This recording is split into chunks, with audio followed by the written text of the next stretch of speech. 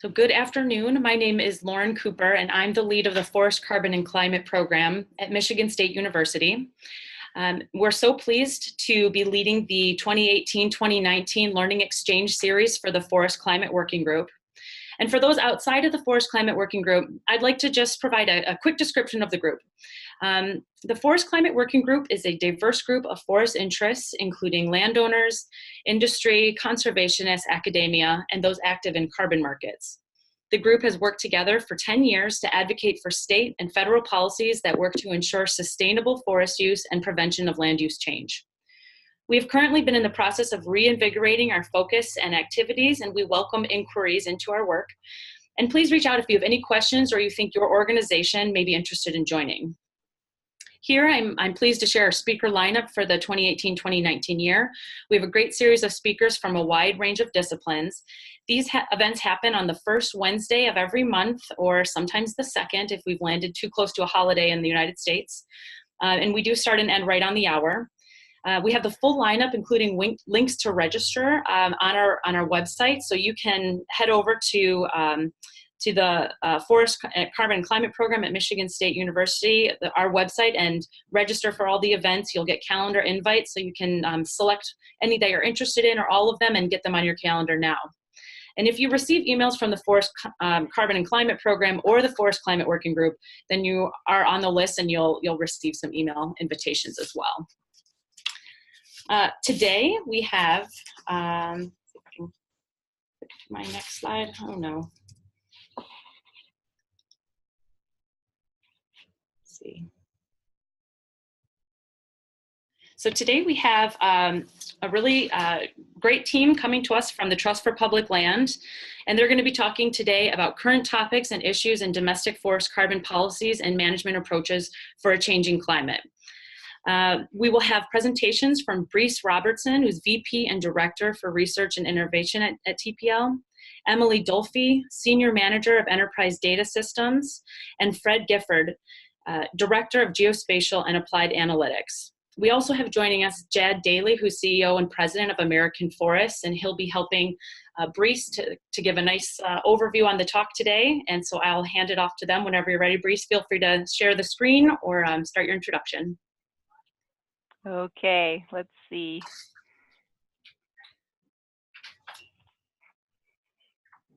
All right. Well, you know, Breece, there we go. Can you? Before you start, I forgot. Let me just say a couple of housekeeping notes here. We will save questions for all the speakers to the end. If you have questions in Zoom, you'll have a chat. If you can hover and find your menu bar, there's a chat function. Feel free to submit questions at any point there, and we'll collect them and send them along to the speakers at the end during our Q&A. Any unanswered questions will be collected into a Word document and posted on our website. And we are recording the session, and it will be available to view later on our website. We post it typically within a couple of days, as well as PDFs of the presentations. Okay, that's it. Thanks, Breece. Okay. All right. Well, thank you so much. It's good to be with everybody today. We're going to focus today on using big data to inform land conservation and park development that address climate change. And there's no time like now where it's really an urgent issue, as we all know. And data and technology can really play a big role in helping us be very strategic to address these issues. I think most of you probably are familiar with the Trust for Public Land. Just quickly, this is our mission. We're a national conservation and park development organization, and our mission is to create parks and protect lands for people, ensuring healthy, livable communities for generations to come. This is a map showing all of the park creation and conservation projects that we've completed across the country. So you can see the distribution of the work there, and that translates into these impacts. So we've created or protected over 5,500 places around the country. That equates to over 3 million acres protected. I think we're close to now over almost $80 billion worth of public funding that we've created or helped to support through ballot measures and through federal and state initiatives. And we also know that more than 8 million people live within a 10-minute walk of a place that the Trust for Public Land has protected. And I think, that's a really important a metric to call out, because we couldn't, we wouldn't know that measure if it weren't for technology like GIS technology that we can actually use to calculate the impacts of the work that we do on the communities where we work. And then speaking of impacts, though we had a few big defeats yesterday at the polls, like the carbon tax measure in Washington State and the drilling regulation in Colorado, both of those failed. But the good news is that 42 out of 51 park and conservation measures passed, and that generates over $2.8 billion in new funding for parks and open space and conservation.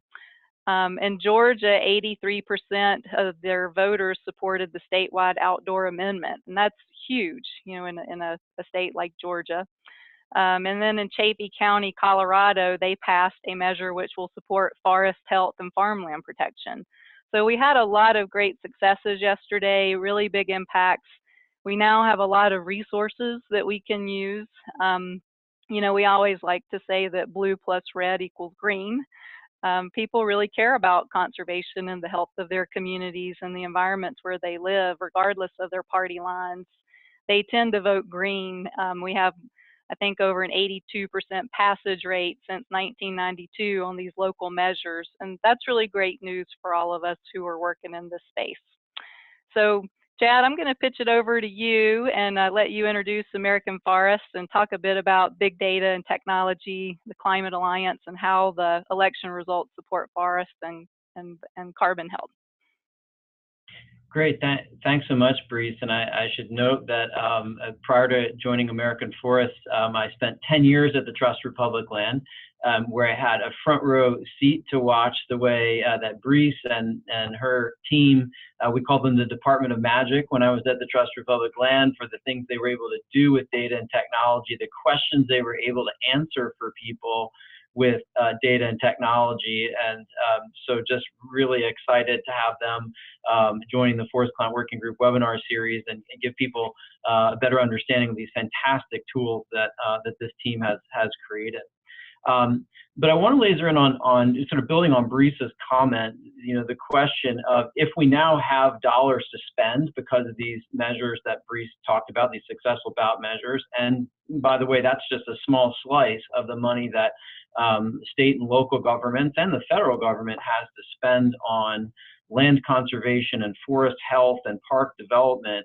The central question that we've been asking for a long time in the Forest Climate Working Group and that the Trust for Public Land has also been asking is, how would you apply those dollars to the projects that have the maximum uplift for climate change at the same time that they advance all these traditional goals that we've had for working forest economy and recreation opportunities and water supplies and wildlife habitat and things of that nature. And so I just want to offer some framing for today's presentation, something that we thought a lot about in the Forest Climate Working Group as a kind of an organizing principle for those questions, which is the concept of carbon offense and carbon defense. And most of the attention when people think about, for example, forests and climate change has gone on how can we use forests to pull even more carbon out of the atmosphere than they are already. And so the one number that you need to know if you're not familiar with this one is that right now, current levels in the U.S., our forests and forest products are capturing about 15% of our carbon emissions on an annual basis. It's a huge slug of carbon emissions that we're capturing and safely storing in forest and forest products. And so one of the questions that we want to ask is, where are there places that we can do more of that, where we can even grow that capacity to pull carbon out of the atmosphere, what sometimes people call negative emissions. And then there's another component of that carbon offense, which is the energy efficiency savings that we can get through forests. For example, in urban areas, using forests to reduce energy use by moderating urban environments, making them cooler in the summer and warmer in the winter. And there's amazing science from the Forest Service now that says that right now we're reducing energy use nationally by about 7.2%.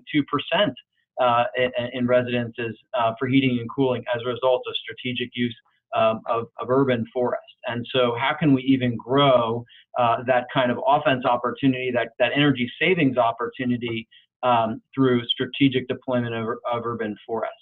And there are other things in that category as well, like how to use forest products as a way to create more energy efficient building materials. But the part of this equation that we think is most often overlooked is in the category of carbon defense.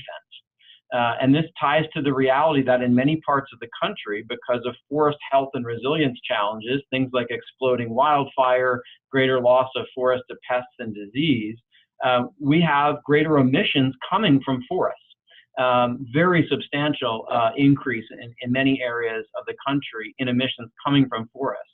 And so another kind of way to look at this equation is, where do we have the most carbon in forests right now that's at risk of being released? And so one of the tools that we're going to look at later today, the CarbonMap, is particularly helpful in figuring out where's there the most carbon now in forests, and where is that carbon most at risk from stressors like fire and forest health, but also from development, which is another thing that can release carbon and eliminate future sequestration. So I hope that's kind of helpful as a frame of reference as we go through this presentation. How do these different tools help us think about carbon offense opportunities and carbon defense opportunities? And the last thing I'd say is that we have a real-world example of how useful these tools are from this summer, when the Trust for Public Land and American Forest and a group of other organizations worked together with the 16 states of the U.S. Climate Alliance to ask those questions. Each of these states took a look at where were their carbon offense and carbon defense opportunities, from urban forests all the way out to their large landscapes. And they actually used an early prototype of the CarbonMap tool that you'll see later today, or in this presentation. And we're really excited about the insights that it started to give them about really targeting in where would they invest those dollars that they now have to work with in projects that do great work for climate change and also accomplish a lot of other objectives. All right, thanks, Chad. You know, technology is advancing faster than ever, and I like to think about big data and big technology as helping all of us be better, faster, and stronger. And at the Trust for Public Land, our research and innovation group is defining the state of the art for our field and how we are using these new advances to solve problems faster, to drive better insights with what we would call non-traditional partners like school districts and healthcare providers, and to track progress against our mission.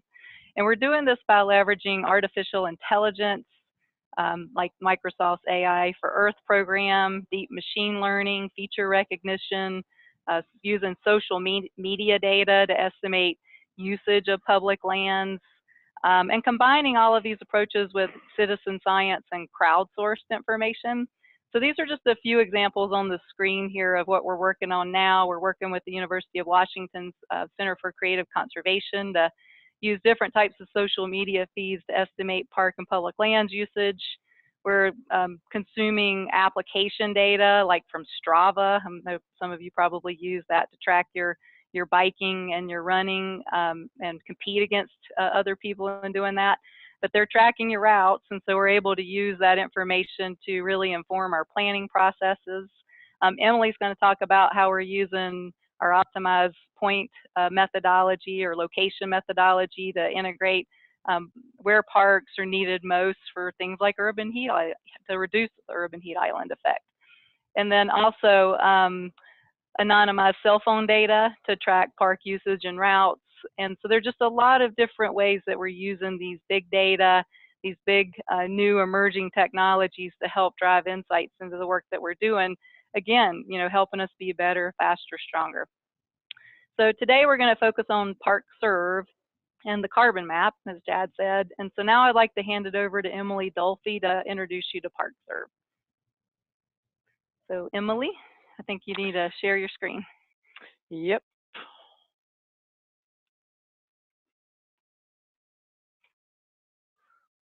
There you go.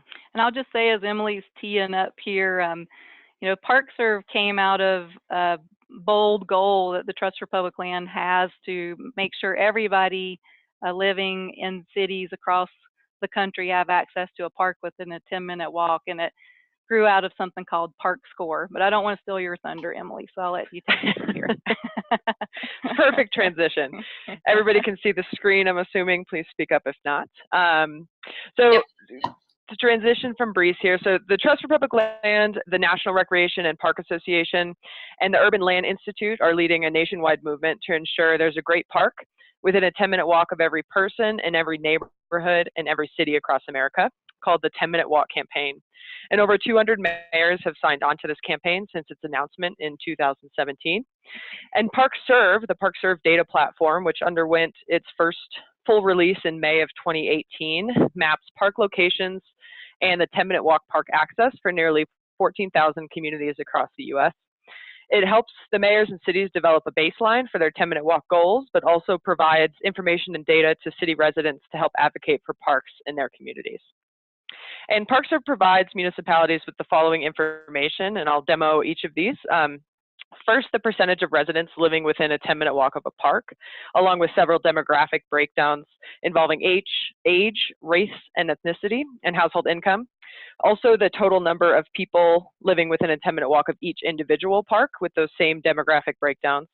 The areas of each community that need parks the most, and then also suggested locations within the community to build new parks that would have the biggest impact on the 10-minute walk in their community. And so I've randomly chosen Grand Rapids for my example. And so you can type any city of the 14,000, I'm assuming whichever one you choose is going to be in there. And you come first to the city profile page, which has some general facts about the park system of each of the communities. So in Grand Rapids, 75% of its residents live within a 10-minute walk of a park. There's around 100 parks that are publicly accessible within the city, around 1,500 acres.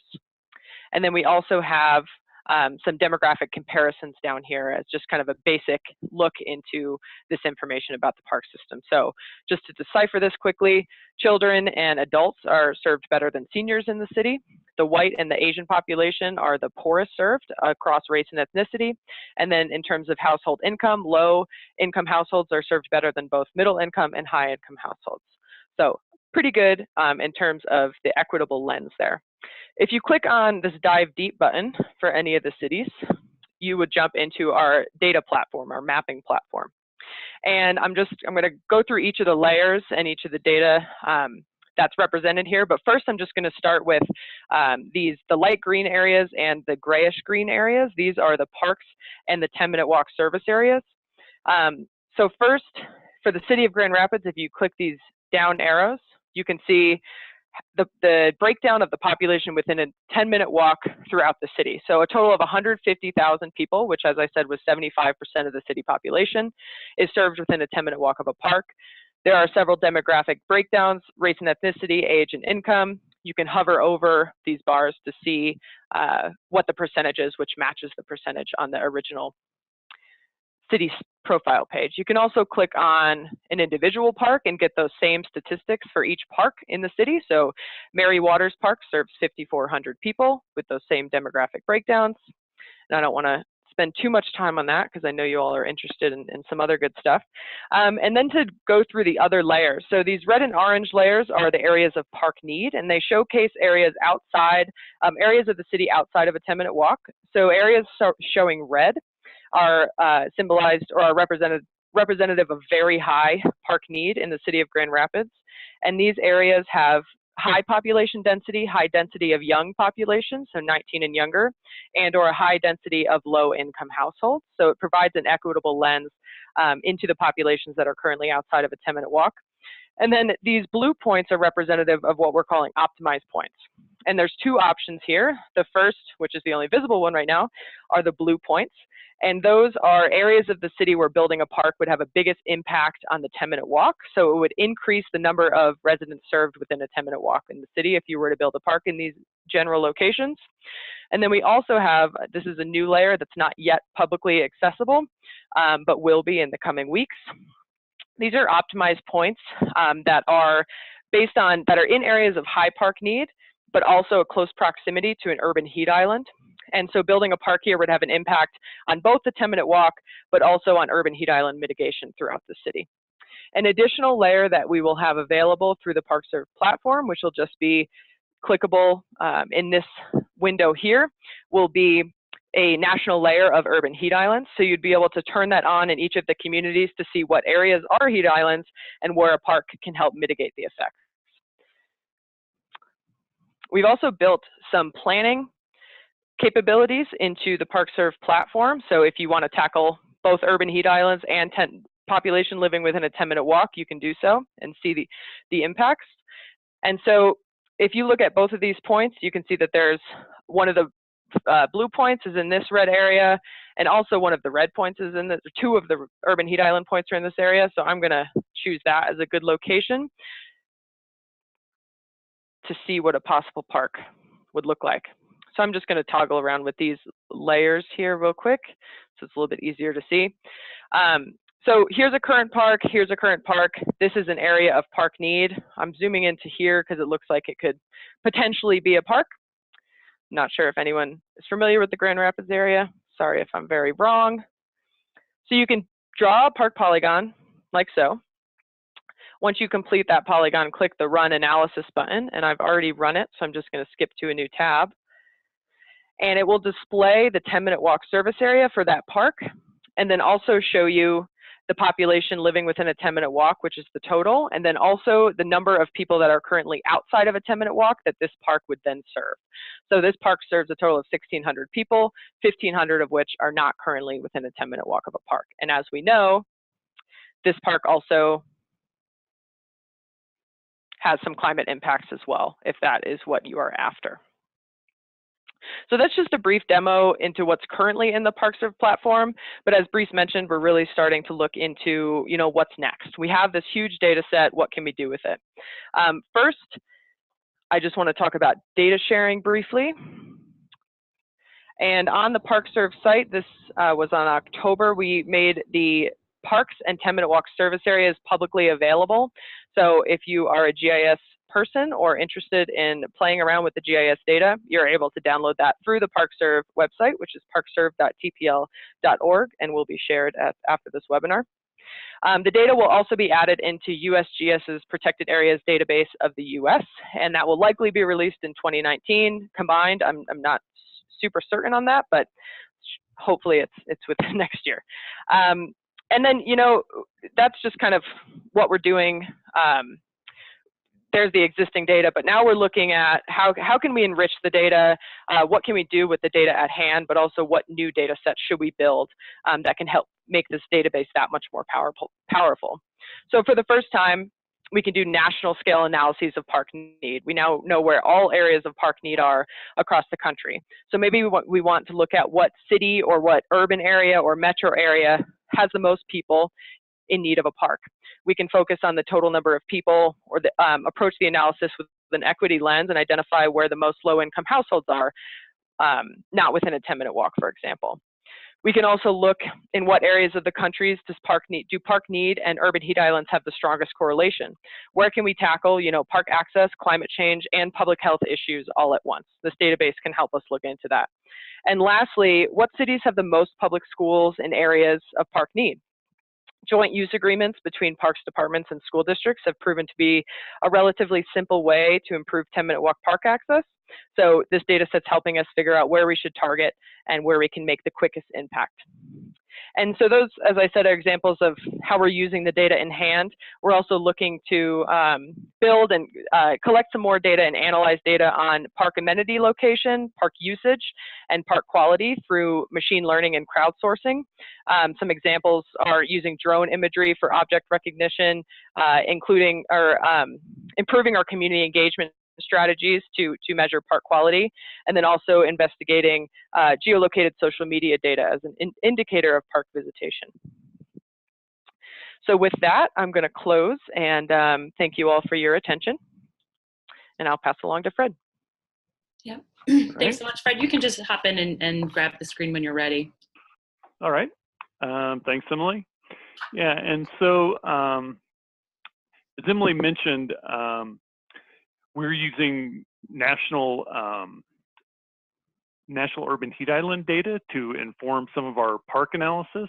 One of the things that Trust for Public Land is doing right now is really extending a lot of our analysis out to the national level. And what I'm going to show you now is CarbonMap, and it's an example of another one of our national tools. And And you can think of it, it's another potential one that we'll use to do that enrichment of park data as we move forward for park analysis. But it also has other benefits as well, and so that's what I'm going to kind of show you right now.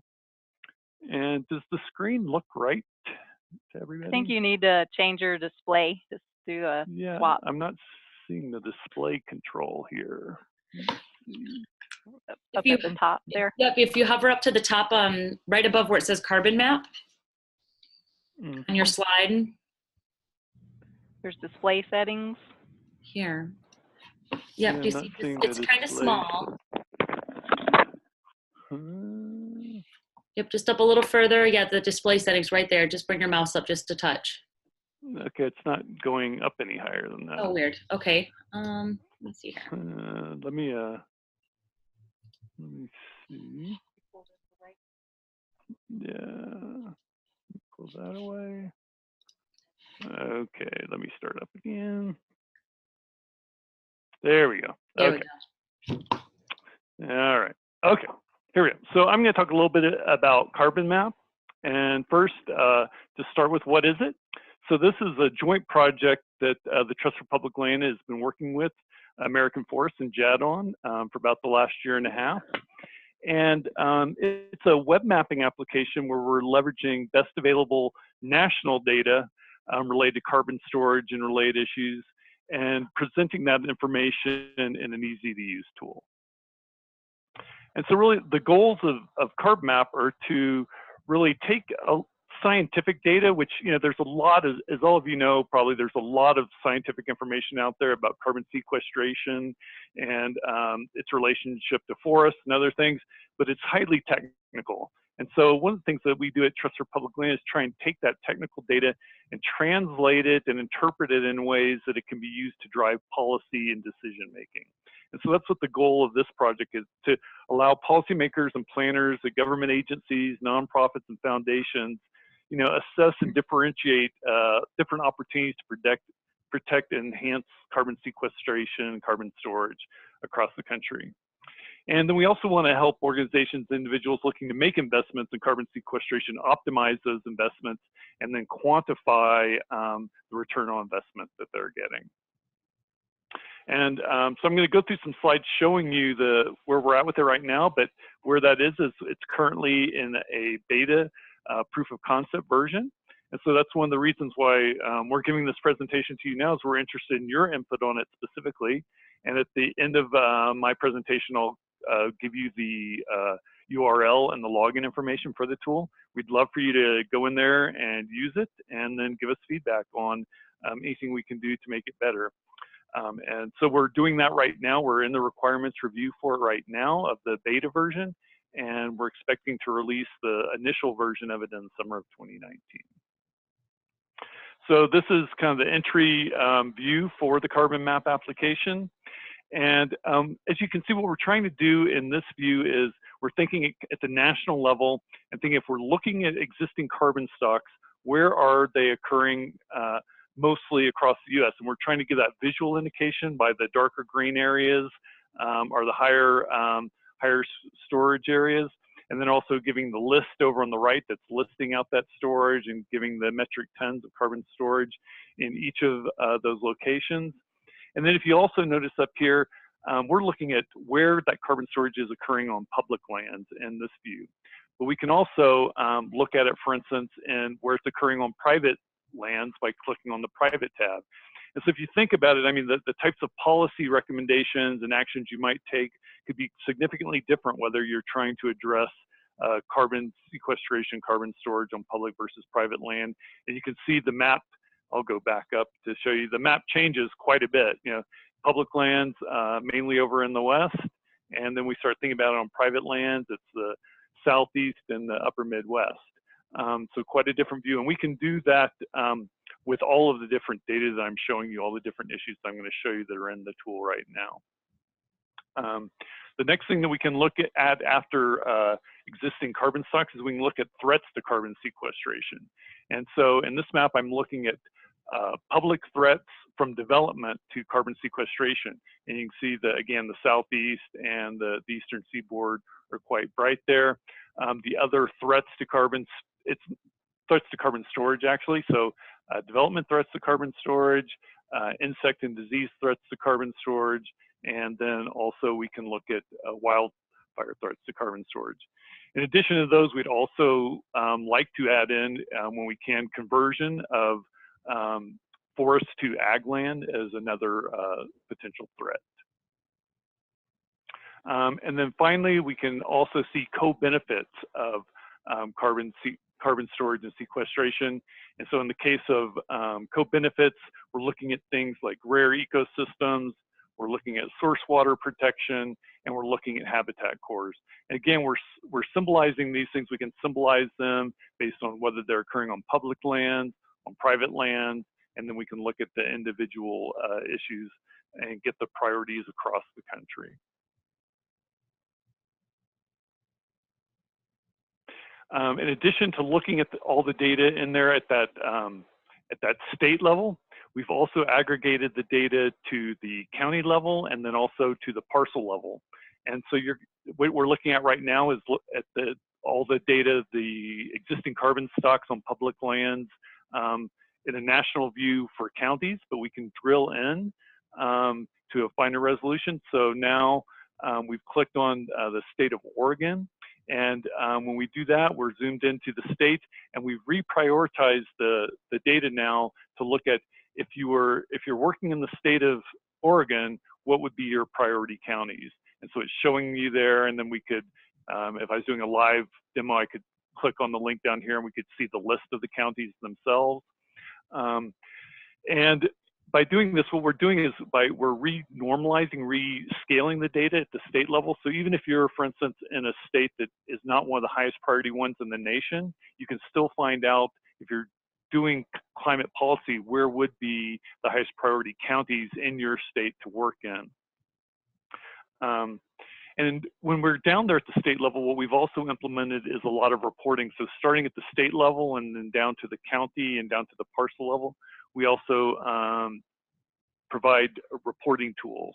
And so the reporting tools, again, the idea behind these are, we're trying to drive policy. We know that the policymakers themselves are probably not going to come and use this tool. It's going to be more planners and people like yourself. But how do you get the information out of the tool and share it with them in an easy and effective way? And the way we do that is through these reports. And so we have the reports at the state, county, and parcel level. And we're giving things like, we're also trying to equate the data to metrics that policymakers might be interested in. So for instance, what's the social value of the carbon and what's the total market value of the carbon, as well as just the things like the total metric tons of carbon storage and things like that. And we're also, if I was able to scroll down in this report, I'd be able to show the threats to carbon sequestration, carbon storage, and also the co-benefits that we're deriving at the state level. After the county level data, we're able to go down all the way to the parcel level. And so this parcel level data is when we start really getting into kind of what I think of as the big data analysis part of this project. We've loaded in parcel data for all the climate alliance states in the nation. And so if a few more join, we're really excited about that based on the last elections, and we'll add a few more states worth of data in here. And what we've done is we've taken the parcels, we've only looked at the parcels that are 100 acres and above across the country, but we've loaded them in and we've aggregated our data to them. And so you can generate, by clicking on one, you can get some of the basic information about it, both the owner and then some of the sequestration values on that parcel. And then if we clicked on the report, we'd get a similar report that we were looking at the state level. We'd get a similar report at the parcel level. And so again, this is when you're really getting down there to project-specific information. You're working with a landowner, you're working with a government agency and talking about the specific benefits that might be derived from some kind of policy implementation on a very specific geography. One of the other things that we're trying to do with a lot of our data too, we're taking the data, we're presenting a lot of times in a map format and geographic format, but we're also trying to provide infographics and other ways to interpret the data that aren't just geographic. And so in this case, we're giving some of those equivalence metrics, and we're looking at things like gallons of gasoline consumed, the equivalents for the existing carbon storage, vehicle miles driven, and then we're also presenting the different types of carbon storage that are happening. So is it above ground storage versus understory, that type of thing. So again, just trying to summarize and present the carbon storage information, carbon sequestration, and very easily to consume infographics and analytics. And so that's a very quick overview of the CarbonMap. If you want to access it yourself, you can go to this address and use this login information to get there. And again, we'd be really interested in hearing anything you have to say about it. And then also, if you want to see the ParkServe application that Emmalee was showing earlier, we have the address for it here. So that's what I have.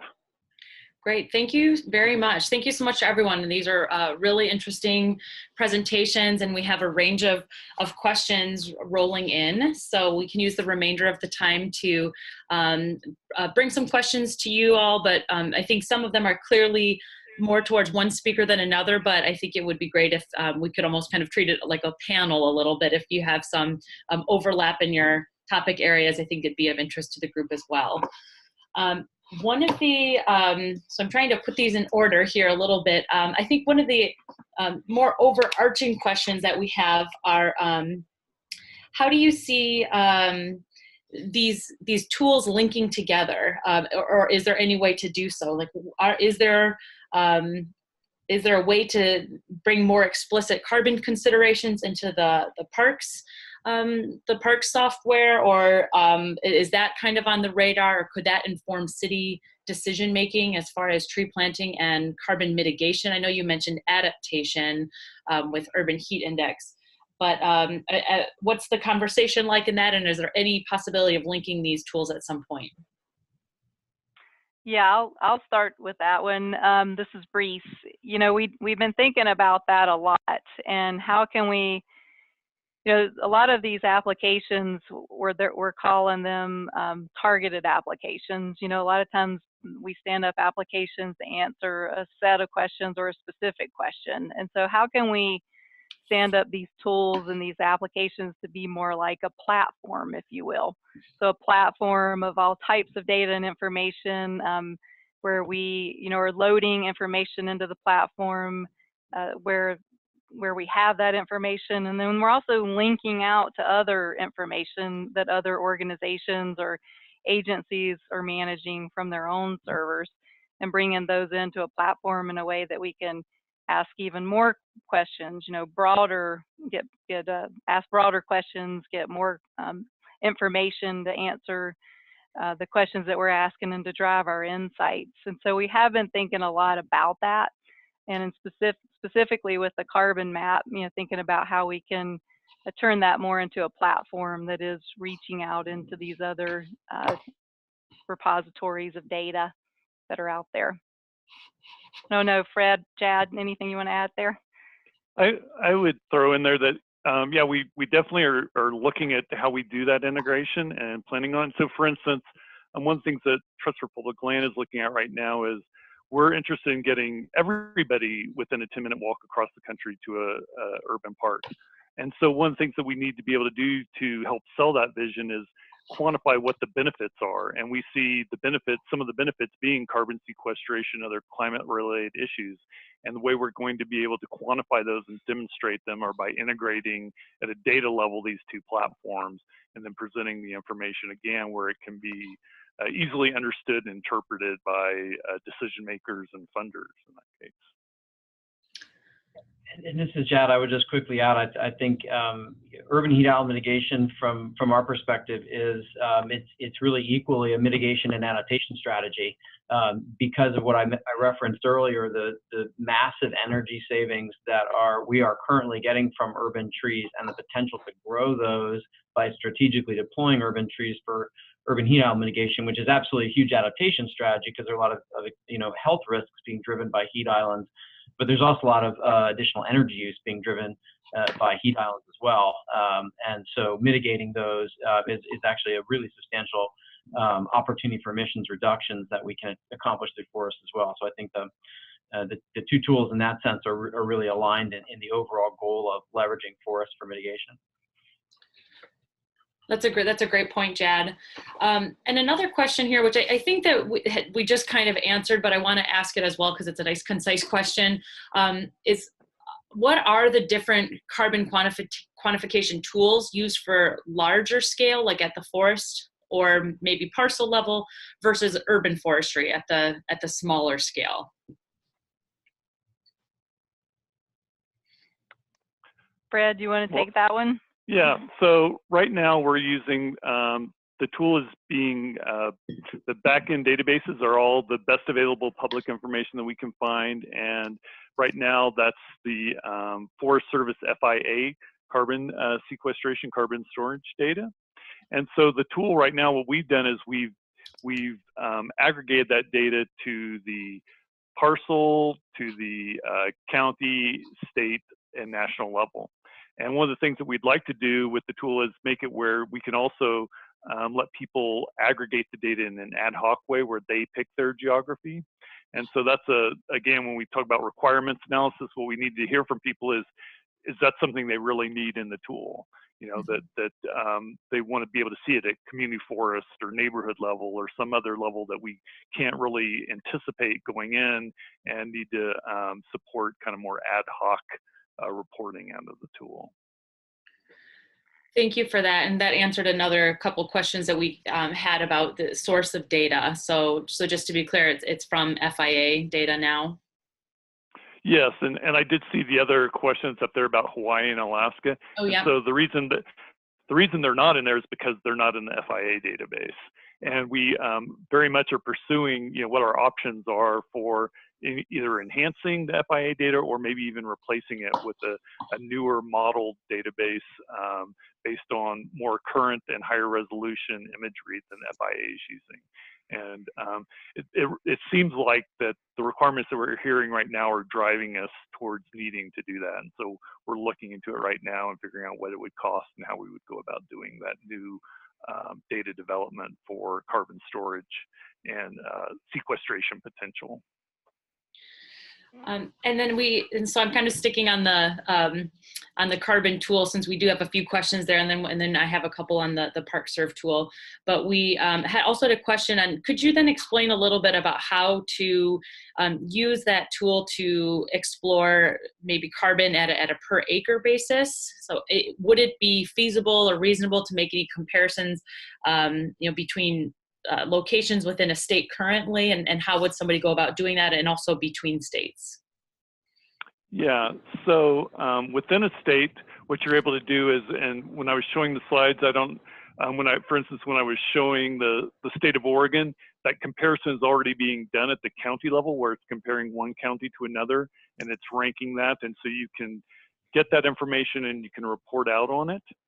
And then the other thing that you could do within the tool is you could, at the parcel level, for instance, you could go down and click on a parcel and generate a report for it, and then generate a report for another parcel and kind of look at it manually and do that comparison. That's how it would happen right now. And again, if that's something that's important to be able to do that in a more interactive way, we'd love to hear about that and kind of what the use case is for it, and then we can help work with you to kind of envision how that capability could be integrated into the tool. Thank you for that. So I'll kind of switch here to go back to the ParkServe. We had a question. Yeah, can I just intervene one other? Sorry, I think there's some critical question farther down below I wanted to address because I think it's so important. Is that okay on the carbon map before we leave? Yeah, absolutely, absolutely. Oh, cool. Well, there were a lot of great questions, by the way, about the carbon map. I think one about metadata and the accessing the metadata, which I want to let Fred and Breece, if they want to answer that, because I think that's an easy one maybe to answer. But there was a question there about, okay, great, we've got this information there about, where is the carbon now and what are the risks of that carbon, kind of carbon defense guidance. What's the potential to add more data to this tool that's looking forward, like at reforestation opportunities and where we're getting the greatest sequestration, sort of forward-looking sequestration opportunities. And that is something that we're working on very actively to add more of those kinds of data into the tool. So very much we are going towards this being an offense and defense decision support tool. And so just for, that's a hold that space, but coming back with more of that kind of capacity in the near future. Thanks for that, Jed. And so I'll repeat the question in case our other speakers have anything else to add to that as well, because it was asking about is there report or metadata associated with the CarbonMap that describe the method. So I don't know if there's a specific resource that you wanted to point anyone on the TPL team.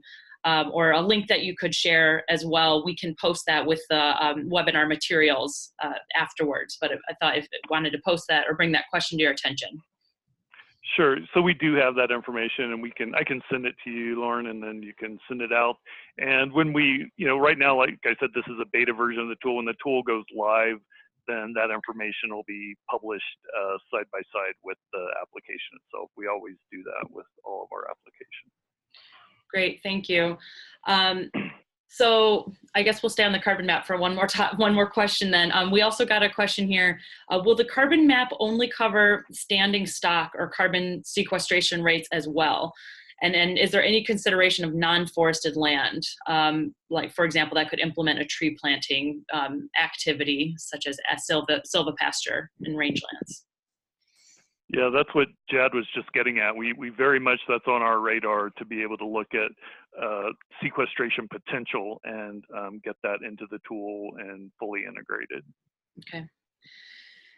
And so that's kind of a segue, because that was kind of a thought I had about the ParkServe tool, that it could show carbon storage potential in urban areas. And we did get a question about time series data for both ParkServe and the CarbonMap. Are there any time series data available for either of those tools?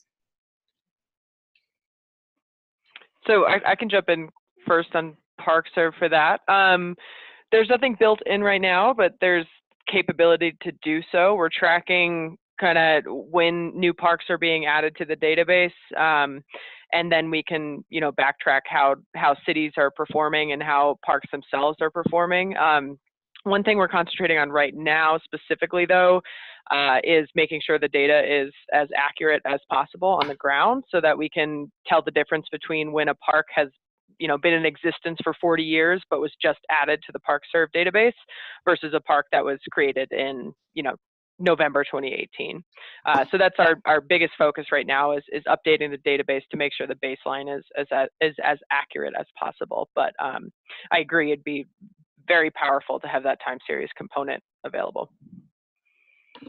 Yeah, a little bit of a similar situation with CarbonMap. We don't have temporal data in there right now. It'd be really great to have some historic information, and that it'd be a fairly big lift to get that in there, honestly. And so we'd need to really talk through the requirements for that and the use to make sure we could justify doing it. But in addition to looking at past storage, we also definitely have on our mind scenario, like future projection type scenario analysis. And for instance, at given conversion rates, what are we looking at for 10 years out, 20 years out for carbon storage in different geographies, that type of thing. And I do think too, just thinking about historical time series data and being able to analyze that, that there are a lot of data sets out there, especially satellite imagery, that again, we haven't been able to fully use and analyze because of just infrastructure and technology power. And so this new emerging technology that we're all getting into, the artificial intelligence and deep machine learning, I think can help us leverage some of that historic data in ways that we haven't been able to before, to look at that time series change. And just one last piece here from Jad. I'm actually sitting here with me, and off camera is the Forest Climate Working Group's consultant, Dave Cleaves, who is the former climate advisor to the Chief of the Forest Service. Dave's been doing some amazing work digging into FIA data and doing some decadal analysis, looking backwards over the last almost 3 decades now, and has found some really important trend information that, while it's not at this point in a spatial format that would fit into the Carbon tool, I think it will answer some of the questions that folks have about, you know, where we are now relative to the trends that have gotten us to that point and what they might tell us about the future. So we're looking to find ways to publish this information and share it as a kind of a complementary analytic tool to the type of spatial information we can share in the CarbonMap. Great, thank you for that. We have a couple of really more applied questions and sort of linking the real world and the tool. One question here is, how are controlled burns in our national forests handled in the tool? And they particularly point out eastern forests, and how does that contribute to emissions? Breece and Fred, should I go ahead and take that one? You take that one. Okay, fair enough. So I'm going to actually just take that question in a slightly different direction. So there's a tremendous amount of work going on. Just so folks have the context here, emissions from fire have jumped dramatically. In fact, in one recent, from 1 year to the next, jumped over 100 million metric tons, just to give you a sense of scale. From a bad fire season to a horrific fire season, and we're going to see a lot of more of those kinds of massive emissions jumps from fire in the future. So how we manage forests to reduce fire risk is a huge part of the forest carbon equation going forward. And so mapping the kind of high risk areas, as the CarbonMap tool does, tells us where to go. But this question is getting at, well, what do we do in those places? Is it controlled burns? Is it hazardous fuels reduction? Is it a combination of those two techniques or other techniques that can reduce fire risk in forests and the intensity of fire? And the shortest answer that I want to give is that it depends very much in terms of the sort of emissions profile. As this question is asking about the East, very different from the East to the West, and even within the East, real differences from one forest type to another.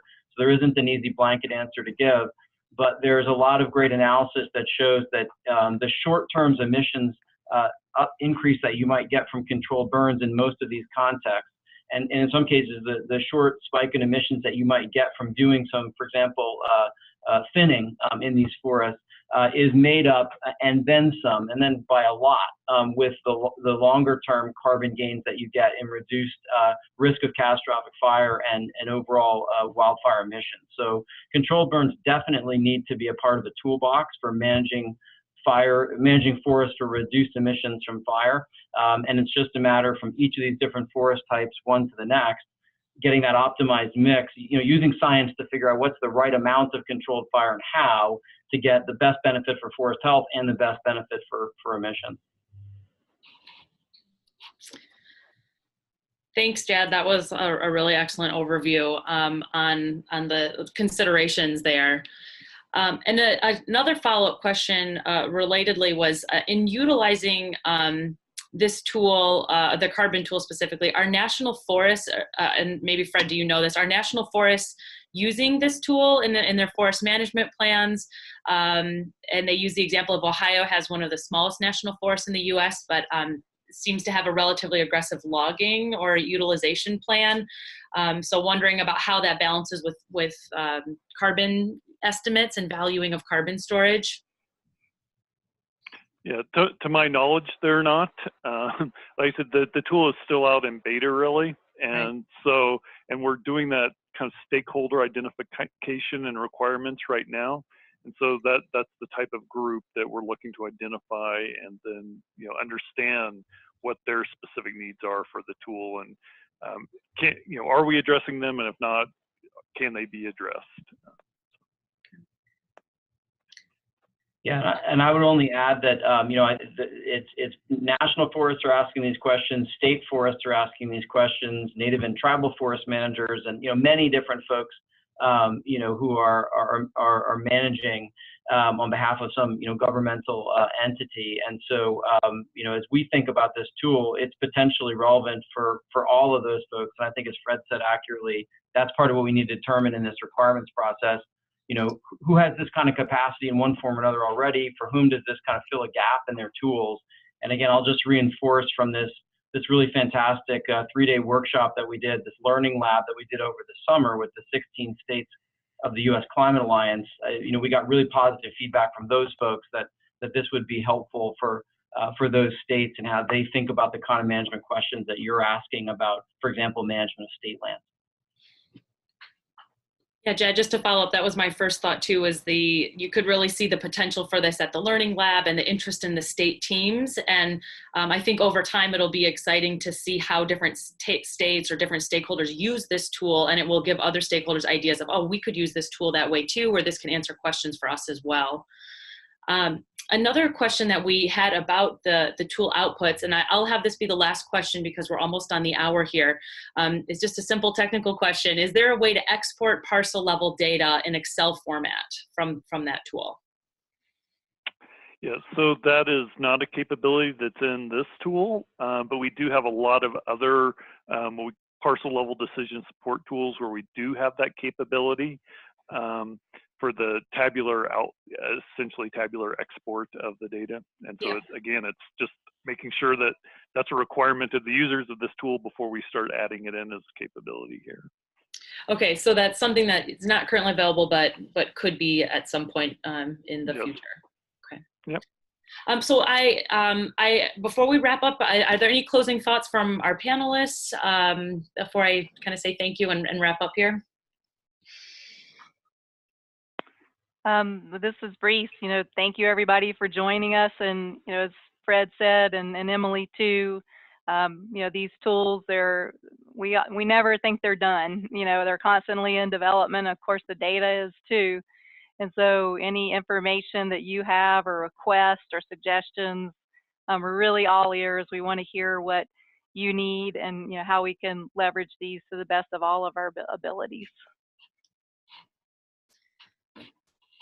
Well, great. Thank you very much to Breece, Fred, Jad, and Emmalee. We really appreciate the input. This was really informative, a lot to think about, and exciting to see new tools on the horizon and thinking about how this can shape decision making. Thank you to all of our guests for joining the webinar. Again, we will collect all the materials and process the video, and it will be available within a couple of days so you can share or access some of the links that we mentioned also. So we'll make sure we collect all this material for you. And with that, we'll wrap up. Please email. You can contact me at forestc@msu.edu if you have any further questions or would like to sign up for our listserv and get more information. Thank you, everyone. Have a great afternoon, and we'll see you in the next webinar.